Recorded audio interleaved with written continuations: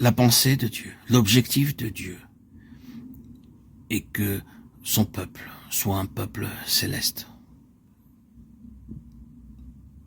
C'est la plénitude céleste qui doit être recherchée pour que le peuple soit rempli de sa plénitude. Ainsi, nous avons et nous voyons la nouvelle Jérusalem, pas l'ancienne, mais la nouvelle Jérusalem, descendant du ciel d'auprès de Dieu, dans la plénitude céleste. C'est quelque chose d'immense, cette Jérusalem. 12 000 stades dans chaque direction, Apocalypse 21:16. Cela parle de plénitude. Toutes les nations vont tirer leurs ressources de cette cité. Les fruits de son arbre de vie et les eaux de son fleuve de vie sont pour toutes les nations. Sa lumière est aussi pour toutes les nations. Les nations marcheront à sa lumière, Apocalypse 21:24. C'est la plénitude céleste, le but pour lequel le Seigneur a sans cesse travaillé. N'est-ce pas assez clair que dans la pensée de Dieu, tout doit avoir un lien avec le céleste et être gouverné du ciel? Il travaille maintenant en vous et en moi. Souvent, je pense que nous sommes deux personnes à la fois. L'une est ici et l'autre est dans le ciel.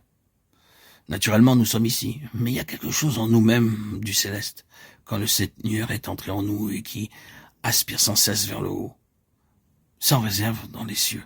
C'est peut-être ce que le Seigneur voulait dire quand, se référant à lui-même, il déclarait le Fils de l'homme, qui est dans le ciel. Jean 3:13. Alors même qu'il était physiquement sur cette terre.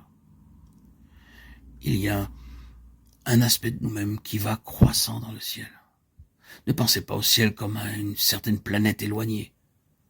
Nous croissons dans le domaine de cette pensée céleste. Quelque chose en nous va vers le haut. Je crois que l'Église est comme cela. L'Église véritable n'est pas une chose visible. C'est seulement par l'Esprit que vous savez réellement ce qu'est l'Église. Vous ne pouvez pas dire que tous ceux qui sont dans un certain lieu de culte sont l'Église. Vous ne pouvez pas dire que les personnes qui professent certaines doctrines et vérités chrétiennes sont l'Église. Elles peuvent l'être, mais elles peuvent aussi ne pas l'être. Mais si vous rencontrez dans l'esprit, c'est quelque chose d'intangible, vous avez l'Église. L'Église est ainsi, c'est son caractère céleste. Elle aspire vers le haut. Et elle doit du ciel descendre ici-bas, en plénitude. C'est ainsi qu'elle se bâtit aujourd'hui. C'est la volonté de Dieu. Qu'il en soit ainsi.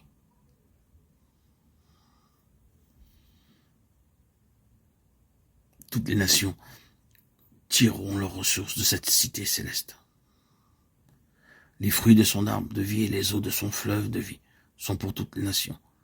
Sa lumière est aussi pour toutes les nations. Les nations marcheront à sa lumière. Apocalypse 21:24. C'est la plénitude céleste, le but pour lequel le Seigneur a sans cesse travaillé.